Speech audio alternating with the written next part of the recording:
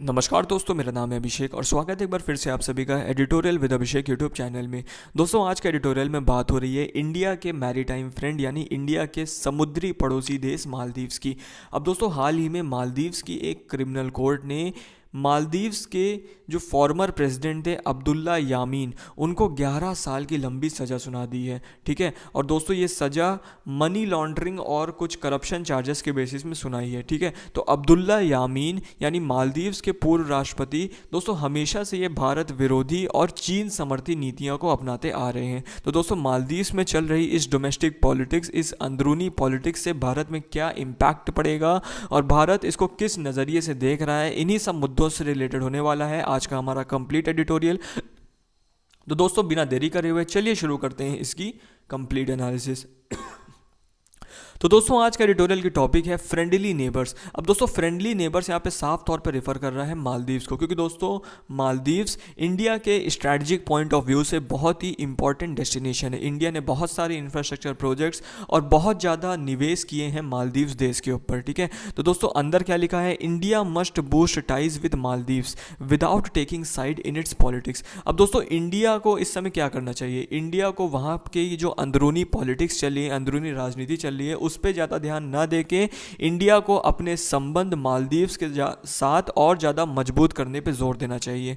ठीक है, the conviction of former Maldivian president Abdulla Yameen by criminal court in the Maldives. ठीक है, अब दोस्तों मालदीव्स में हुआ क्या है, वहाँ की एक क्रिमिनल कोर्ट था, उसने दोस्तों वहाँ के पूर्व राष्ट्रपति मालदीवियन प्रेसिडेंट अब्दुल्ला यामीन को दोषी ठहरा दिया है। कन्विक्शन मतलब होता है दोषी ठहराना। ठीक है, just a year ahead of general election. और दोस्तों, एक ऐसे समय पे ये सब इंसिडेंट हुआ है जब अगले ही साल मालदीव्स में जनरल इलेक्शन आने वाला था। It could affect his plans to lead the PPM PNC opposition alliance. अब दोस्तों, अब्दुल्ला यामीन की जो पार्टी है वो है पीपुल्स, ये है आपकी पीपीएम पार्टी। पीपीएम पार्टी का फुल फॉर्म होता है प्रोग्रेसिव पार्टी, और दोस्तों ये पीएनसी पार्टी का फुल फॉर्म होता है पीपुल्स नेशनल कांग्रेस पार्टी। तो दोस्तों, अब्दुल्ला यामीन ने सोचा था कि अगले साल जब जनरल इलेक्शन होगा तो मैं इस पीपीएम और पीएनसी का जो कोएलिशन हुआ है इस अपोजिशन को लीड करूंगा। और जो दोस्तों रूलिंग पार्टी है वहाँ पे आपकी मालदीवियन डेमोक्रेटिक पार्टी, जिसके जो इस समय करंट प्रेसिडेंट है इब्राहिम मोहम्मद सोली, उनको वो हराने की कोशिश करने वाले थे। लेकिन अब ये सब प्लान जो है उनका धरा का धरा रह जाएगा। ठीक है, क्योंकि उनको एक वहां की क्रिमिनल कोर्ट ने दोषी ठहरा दिया है। He faces 11 years in prison and a $5 million fine after being found guilty. अब दोस्तों, दोषी पाने के बाद उनके ऊपर 11 साल की सज़ा लगाई गई है और $5 मिलियन का फ़ाइन लगाया गया है। ठीक है, दोषी ठहराने के बाद ऑफ करप्शन, क्योंकि दोस्तों उन्होंने भ्रष्टाचार किया था और मनी लॉन्ड्रिंग केस में भी वो फंसे थे। Links to a company he was accused of taking kickbacks from. अब दोस्तों, वो मनी लॉन्ड्रिंग मतलब कि उनके द्वारा कुछ पर्टिकुलर लैंड वगैरह जो थी वो रिश्वत दे के किसी कंपनी को उन्होंने बेच दी थी। तो इन्हीं सब मुद्दों के कारण दोस्तों उनको कोर्ट ने वहाँ पे दोषी ठहराया है। ठीक है, during his tenure as president 2013 से 2018। दोस्तों, जब वो 2013 से 2018 के दौरान वो प्रेसिडेंट हुआ करते थे तब उनके द्वारा बहुत सारे करप्शन किए गए थे और बहुत ज़्यादा मनी लॉन्ड्रिंग की गई थी। ठीक, the Maldives constitution disqualifies any candidate convicted of criminal charges and sentenced to a term of more than a year. अब दोस्तों, मालदीव का जो संविधान है उसमें क्या लिखा हुआ है, उसमें ये लिखा हुआ है कि अगर कोई कैंडिडेट जिसके ऊपर क्रिमिनल चार्ज लग जाता है, मतलब जिसके ऊपर एक तरीके से आपराधिक मुकदमा दर्ज हो जाता है, एक वैसा कैंडिडेट या फिर एक ऐसा कैंडिडेट जिसको 1 साल से ज़्यादा की सज़ा हो जाती है, तो मालदीव्स कॉन्स्टिट्यूशन के हिसाब से ऐसे कैंडिडेट को डिस्क्वालीफाई कर दिया जाता है। ठीक है, unless they are later acquitted, तब तक डिस्क्वालीफाई वो रहता है कैंडिडेट जब तक उसका दोष मुक्त ना हो जाए। एक्विटेड मतलब होता है दोष से मुक्त करना। ठीक है, और a 3 year period has elapsed since their release. और दोस्तों, जेल से निकलने के बाद 3 साल का समय गुजरने के बाद तब उनको डिस्क्वालीफाई से वापस क्वालिफाई कर दिया जाता है, मतलब तब उनको डिस्क्वालिफिकेशन हट जाता है। मतलब या तो आप 3 साल का समय गुजार लीजिए या फिर आप अपने दोस्त से मुक्त हो जाइए, तभी आप डिस्क्वालीफाई नहीं होंगे। ठीक है, अदरवाइज आप डिस्क्वालीफाइड रहेंगे कॉन्स्टिट्यूशन के हिसाब से। In a sense history has now come full circle for Mr Yameen. अब दोस्तों मिस्टर यामीन भी कोई दूध के धुले नहीं है, पहले तो उन्होंने करप्शन वगैरह किया ही है, ठीक है, लेकिन मिस्टर यामीन ने भी जब उनकी सरकार बनी थी, जब 2013 में वो प्रेसिडेंट बने थे, तो उन्होंने भी जो उस समय के पूर्व राष्ट्रपति हुआ करते थे मोहम्मद नशीद, उनके खिलाफ कुछ षड्यंत्र रचा था। अब दोस्तों मोहम्मद नशीद जो थे वो 2008 से लेकर 2012 तक प्रेसिडेंट रहे थे, और 2012 में दोस्तों मोहम्मद नशीद ने रेजिग्नेशन दे दिया था, ठीक है। अब वो उसका रीज़न क्या रहा था वही यहाँ पे लिखा है, Mister Yameen as he had pursued cases against his predecessor Mohammad Nasheed and ensured that he would step down in favor of his party colleague Ibu Solih. अब दोस्तों मिस्टर यमीन ने उस समय मोहम्मद नशीद के खिलाफ को षड्यंत्र रचा था और उनको फोर्स कर दिया था गद्दी से उतरने के लिए और फेवर करने के लिए इबू सोली को, ठीक है। इब्बू सोली जो है दोस्तों आज के करंट प्राइम मिनिस्टर, आज के करंट प्रेसिडेंट है आपके मालदीव्स के, ahead of the last election, ठीक है। तो ओवरऑल मतलब बोला क्या जा रहा है कि इतिहास ने दोबारा अपना चक्र जो है वो घुमाया है, और दोबारा जैसा मिस्टर यामीन ने अपने प्रेडेसेसर के साथ किया था, अब दोस्तों इतिहास जो है वापस से वैसा ही सब चीज़ मिस्टर यामीन के साथ कर रहा है, ठीक है। मतलब कर्मा हिट्स बैक, ये आप सिंपल समझ सकते हैं। The conviction was his second in 3 cases. अब दोस्तों 3 केसेस थे, उसमें से 2 में उनको दोषी ठहराया गया है, ठीक है। किसको? मिस्टर यामीन को। आगे क्या लिखा है दोस्तों, Mister Yameen has had a rough relationship with India. अब दोस्तों मिस्टर यामीन का हमेशा से इंडिया के साथ एक बहुत ही ख़राब रिलेशनशिप रहा है, हमेशा से ही वो भारत विरोधी रहे हैं ड्यूरिंग हिज प्रेसिडेंशियल टर्म। और दोस्तों अपना जब उनका प्रेसिडेंशियल टर्म भी चल रहा था आपका 2013 से 2018 तक, तब भी वो हमेशा से भारत विरोधी नीतियाँ अपनाते आए हैं। After he declared an emergency in the island state. और दोस्तों एक बार उन्होंने आइलैंड में इमरजेंसी भी डिक्लेयर करी थी, तब से वो लगातार और ज़्यादा उग्र हो गए हैं भारत विरोधी नीतियों को अपनाने में। As opposition leader he has spearheaded the India out campaign. अब दोस्तों क्योंकि 2018 के बाद वहाँ पे सरकार बदल गई थी और इस समय वहाँ पे मोहम्मद सोली जो है वो प्रेसिडेंट हैं, तो इस समय यहाँ पे मोहम्मद यामीन जो थे वो विपक्ष में थे। और दोस्तों विपक्ष में रहने के दौरान उन्होंने इंडिया आउट नाम करके एक कैंपेन चल रहा है मालदीव्स में, उनको लीड किया था। स्पीयर हेडेड मतलब लीड कर रहे हैं, ठीक है। And has been unrepentant despite the latest verdict. और दोस्तों एक तरीके से अनपेंटेंट मतलब क्या होता है, अनरिपेंटेंट मतलब क्या होता है कि वो बेपरवाह है। मतलब जो अभी लेटेस्ट में फैसला सुनाया गया है क्रिमिनल कोर्ट के द्वारा, उसके बावजूद भी वो वहाँ पे बिल्कुल बेपरवाह घूम रहे हैं। Trying to link the incarceration to pressure from India. और वो दोस्तों कह रहे हैं कि जो मुझको एक तरीके से पकड़ा गया है, मेरे ऊपर दोष लगाया गया है, ये सब इंडिया ने प्रेशर बनाया था मालदीव्स के करंट गवर्नमेंट के ऊपर। इस वजह से मालदीव्स की जो करंट गवर्नमेंट है उसने मुझको दोषी ठहराया है, ठीक है। मतलब अभी भी वो आरोप जो है वो इंडिया के ऊपर लगा रहे हैं।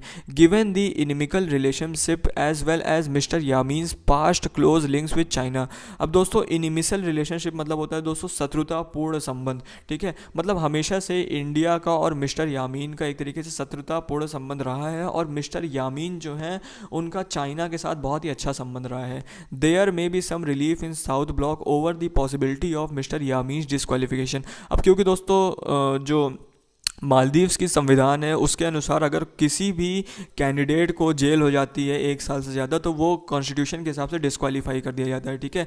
तो उनकी डिस्क्वालिफिकेशन को लेके साउथ ब्लॉक में हल्का फुल्का राहत देखने को मिले। यहाँ पे साउथ ब्लॉक रिफ़र कर रहा है साउथ एशियन कंट्रीज़ को, जैसे कि इंडिया होगी। मतलब इंडिया जो है उसमें इंडिया हल्का सा राहत महसूस कर रहा है, क्योंकि दोस्तों जो भारत विरोधी मिस्टर यामीन थे वो अगले साल होने वाले इलेक्शंस में डिस्क्वालीफाई हो गए हैं।